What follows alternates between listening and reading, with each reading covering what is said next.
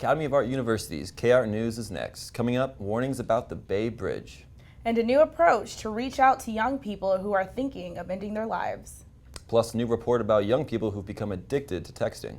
And a behind-the-scenes look at one of the best-known gaming tournaments in the Bay Area. All that and more coming up on K-Art News.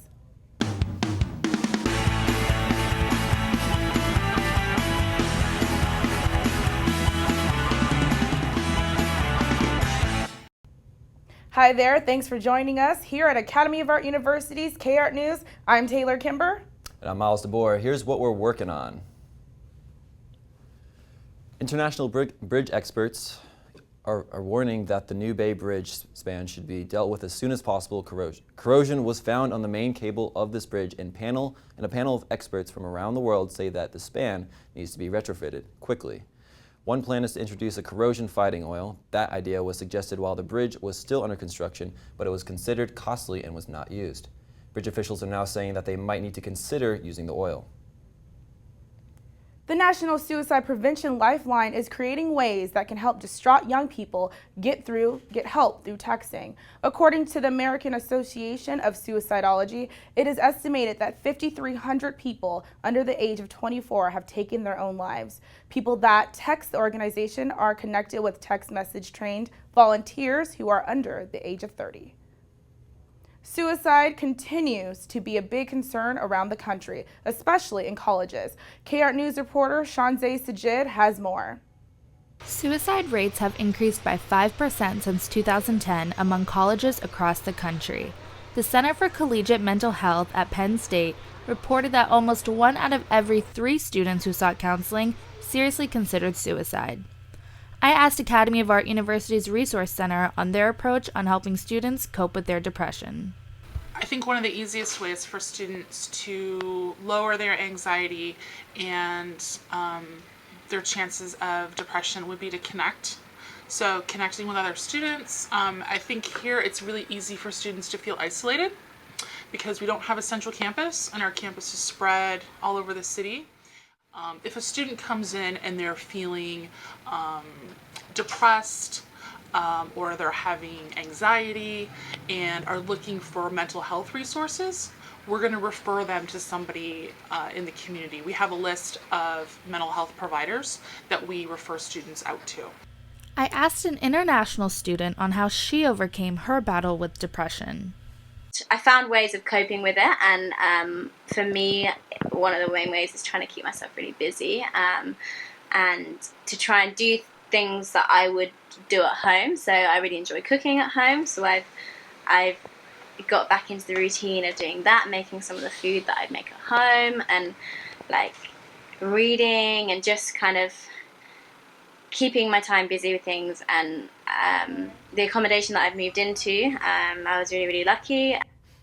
If you or someone you know needs help, call your local suicide hotline for assistance.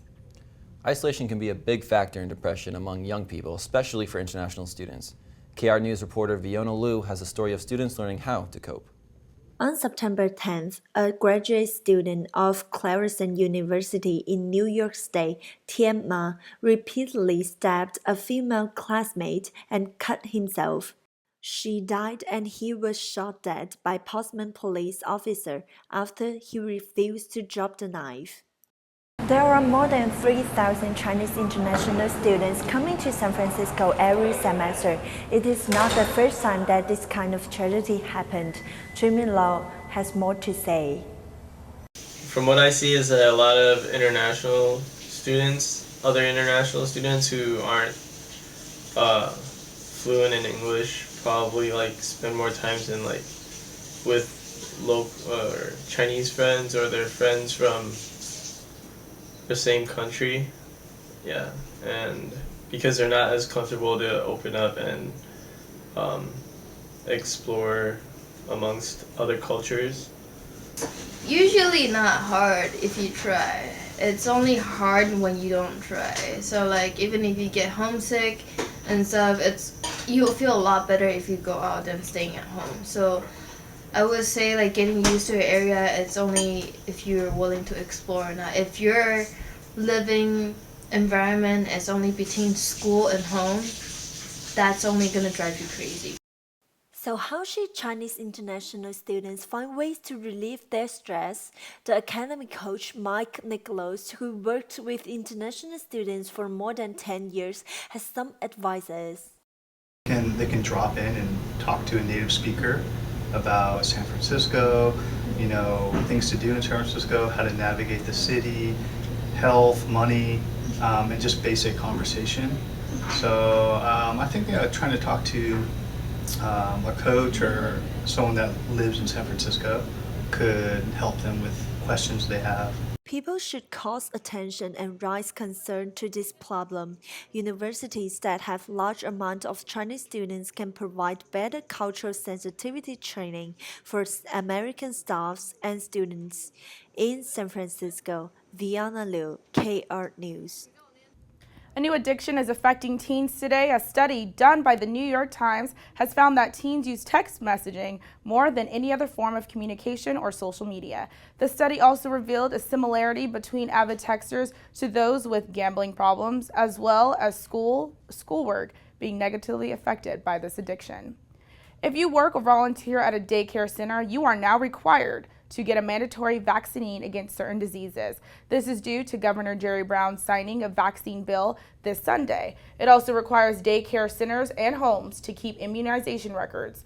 Workers and volunteers need to be vaccinated against the flu, pertussis, and the measles. The further strengthening of the law comes after a measles outbreak at Disneyland late last year. Sitting down is no worse than standing as long as you can do regular exercise. According to a British study, there is now doubt on the health benefits of the sit, stand, work situations. This study challenges advice from the UK National Health Service saying that remaining seated for too long is bad for your health. The research finds there is no influence on mortality risk from sitting at work and recommends an active break from sitting every 30 minutes. With vitamins becoming so popular, it raises a question. If you have a healthy diet, how many supplements do you really need? Bailey Morgan has more with the story.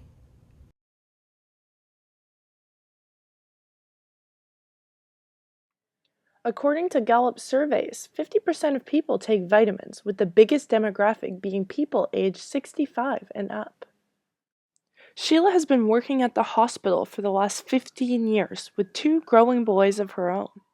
I am for vitamins, so I am definitely pro-vitamin because I think that there's a lot of people that don't take the time to eat a very healthy diet, and I don't think that they eat the right foods because sometimes it's more expensive or more work to cook them. I think that if you're not going to eat well, you should at least try to supplement your body with what it needs to do its daily tasks.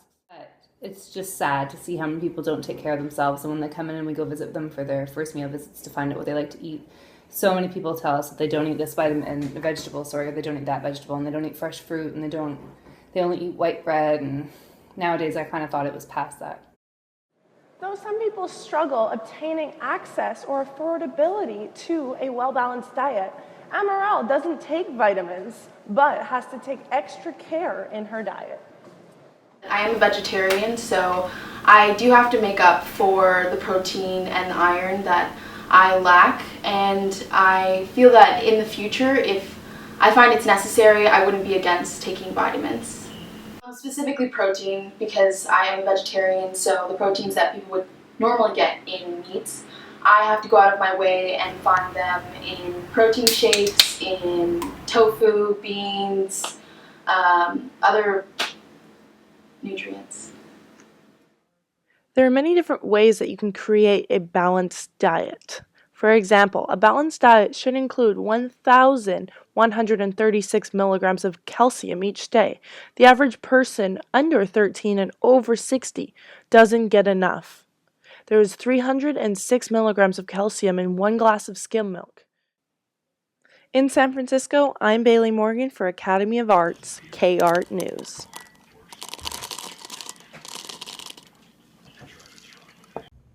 We aren't all diet experts, but remember the rule of thumb when it comes to your layout of your dinner plate. 40% vegetables, 34 meat, 15 healthy fats, and 15% carbohydrates. Deadspin and SB Nation, both sports-filled media sites, had their accounts temporarily suspended by Twitter. The NFL filed complaints about their use on NFL copyrighted footage, Both sites still had NFL highlights on their sites even after the issue.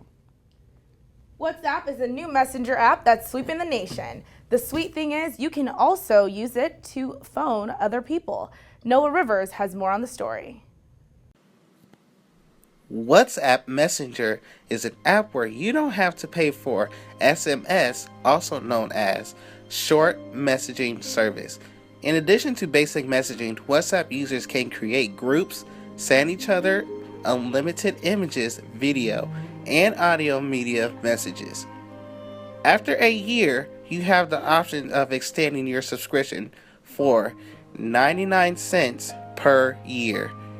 Jane Zhang is an international student that uses WhatsApp to stay connected to her family in China. Well, first it saves a lot of money because the car is expensive, and it's easier. I just can. What's the word? So, besides I have to type in a lot of things, I can just directly call them, so it's easier. The app is available for iPhone, BlackBerry, Android, Windows Phone, and Nokia. Carla Rivers is a travel agent. She had trouble with this app while in international waters. If you don't have very good Wi-Fi setup, it won't go through, and then you won't get your message until you get to a strong Wi-Fi area. According to Statista.com, WhatsApp has 900 million users as of September 15, 2015. So instead of using my phone service, instead I use the Wi-Fi wherever I'm at. And if it's a secured Wi-Fi, I'm connected, I can call, I can chat, I can store my contacts, and I can stay in communication even if I don't have cell phone reception. In San Francisco, I'm Noah Rivers with Academy of Art University's K-Art News.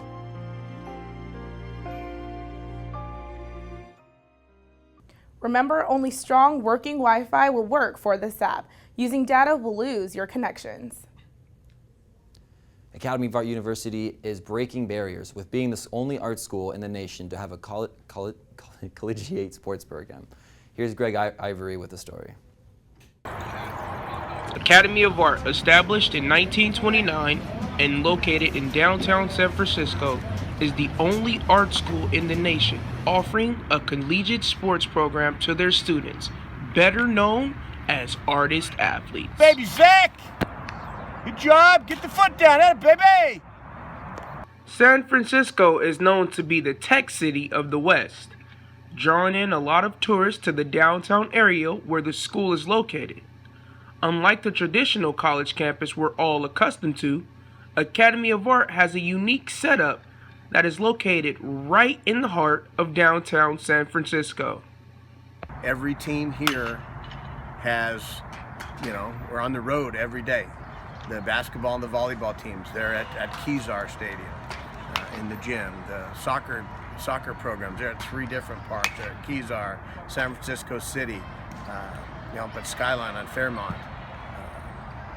Golf, they're on 3 or 4 different golf courses all over the Bay Area. Softball, they're at Mission Blue, which is over in the city. And our baseball, I think we have probably the most extreme commute. We're over here, we're lucky enough to have this beautiful facility at Laney College.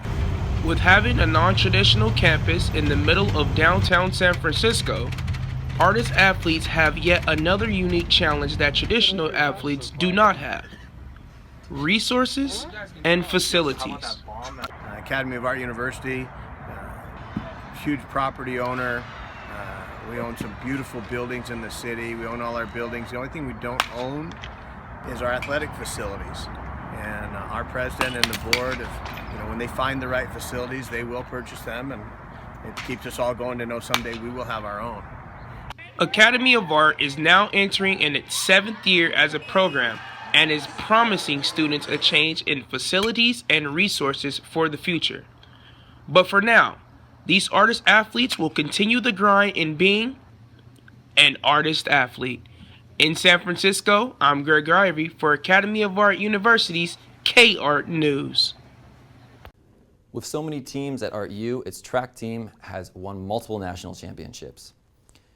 If you wanted to listen to Urban Knights game, it's pretty easy. Tiara Garrett is with Connor Smith with more details. Thank you. Connor is the man in charge for the Urban Knights Sports Radio. Welcome, Connor. Thank you for having me.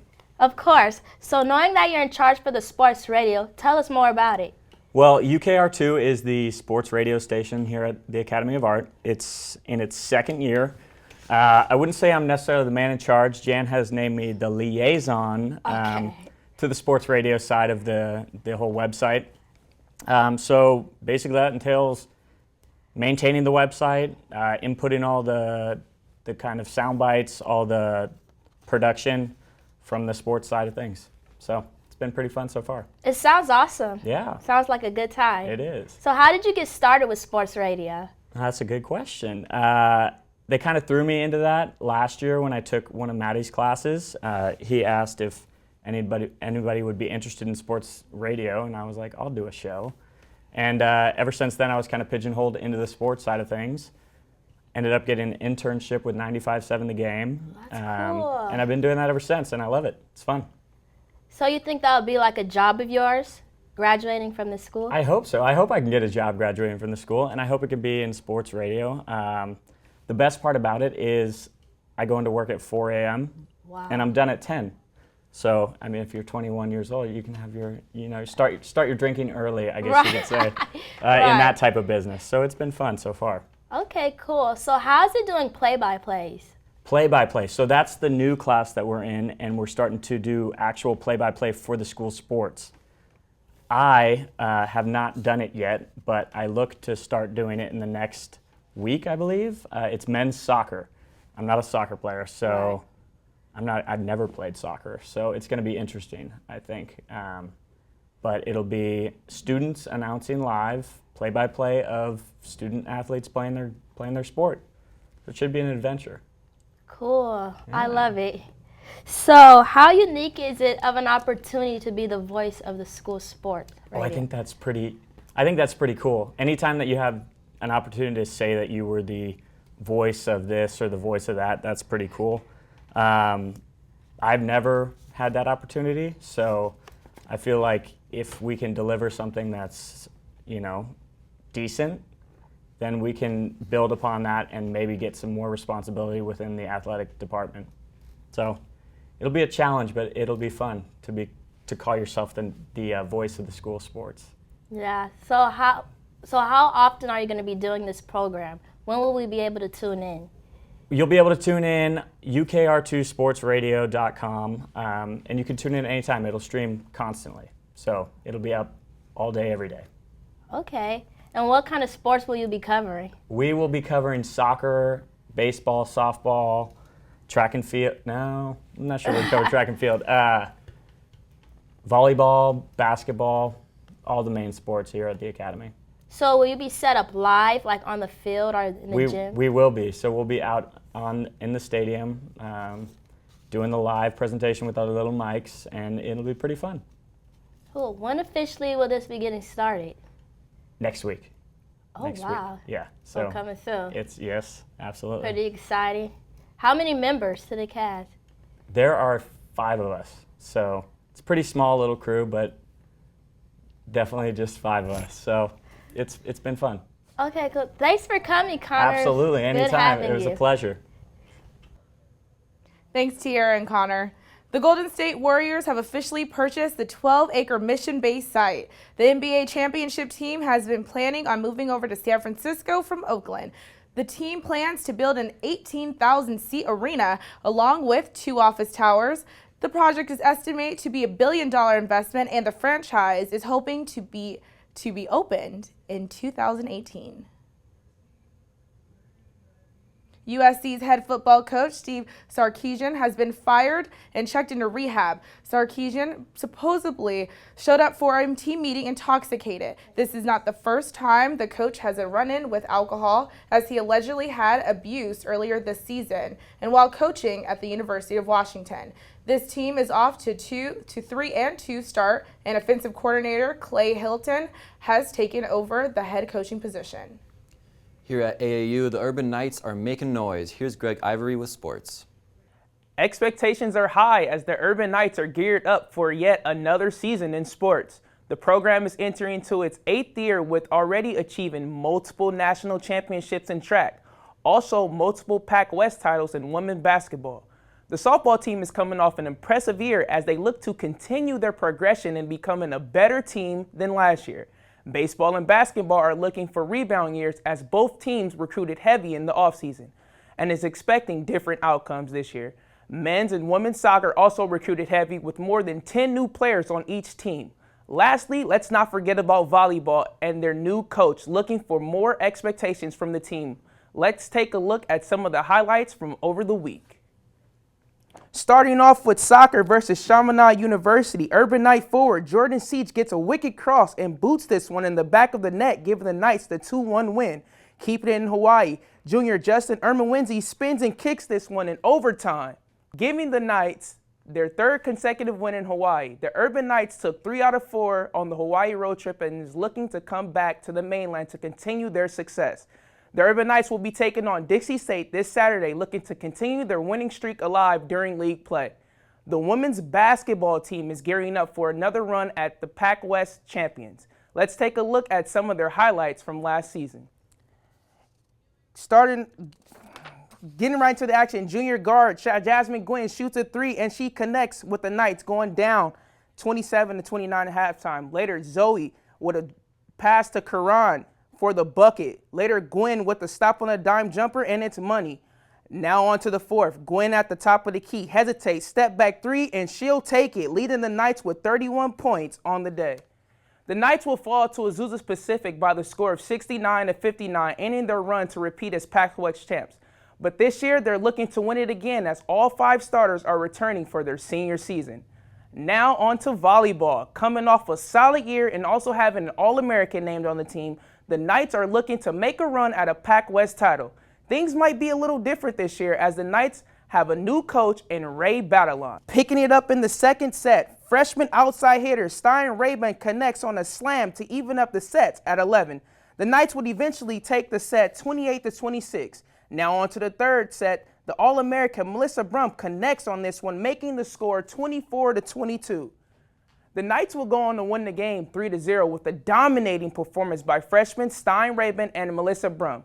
Both are leading the teams respectfully in kills and is looking to continue their success in league play. And that's it for this edition of Urban Knight Sports. Back to you, Miles.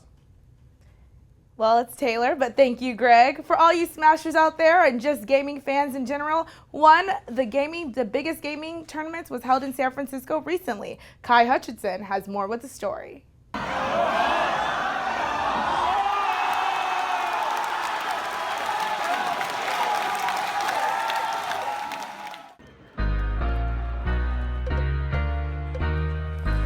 Top players from across the country have gathered around here to compete for the HTC event titled Showdown for Super Smash Bros.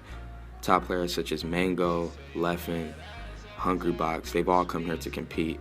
I got a chance to talk to the man who watched this legendary community unfold, though, and that is Adine Mengre. 2015 has been a really interesting year.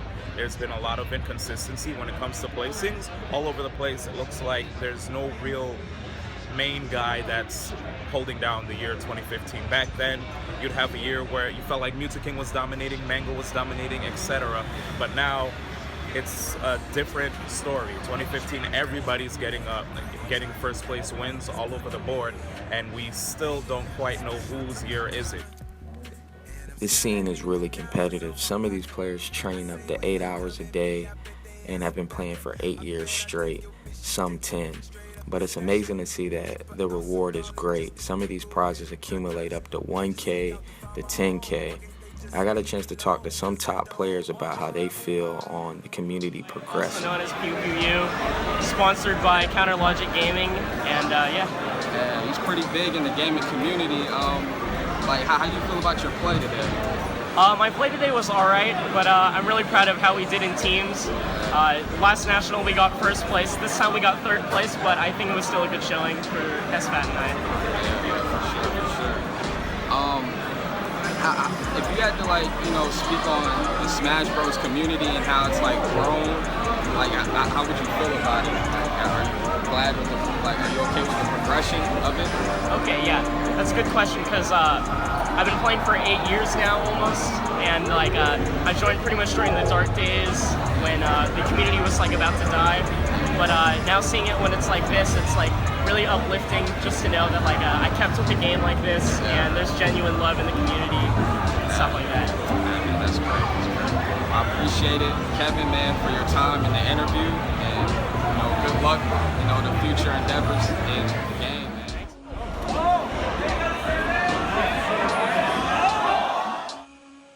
It's great to see growth in the community, and good job to all the players that participated in the tournament for HTC. But for now, I'm Kai Hutchison signing off for Academy of Art KR News. The next big tournament is the Spooky event in New York City at the end of the month. Next, we have entertainment reporter Shanzeh Sajid with all things fun. We've got exciting news for you. The trailer for the new movie Hail Caesar was just released, and it's bound to be one of the most star-studded films hitting theaters next year. The film is about a studio fixer and the amount of problems he faces in a single day. We don't want it in the gossip columns. This is going to cost the studio a lot of money. And that's where you come in. I need some cash. They must have very strong forearms. Is it hard squeezing it like that? It's part of the job, yes. Get your calendars ready because Disney just revealed its lineup for upcoming films that are set to be released throughout the next several years up until 2020. The studio will be releasing 19 movies, including Cars 3, Toy Story 4, Black Panther, Ant-Man, and many more. The 10th annual BET Hip Hop Awards are this weekend, and rapper Drake is back as the top nominee for a second straight year. The Canadian rapper just received 12 nominations after his album If You're Reading This, It's Too Late became the first platinum album this year. He had 14 songs simultaneously on the Billboard Top 100 Singles Chart, which tied a record set by the Beatles in 1964. Actress and former AAU student Raven-Symoné is getting harsh social media backlash after claiming that she wouldn't hire someone with a ghetto name.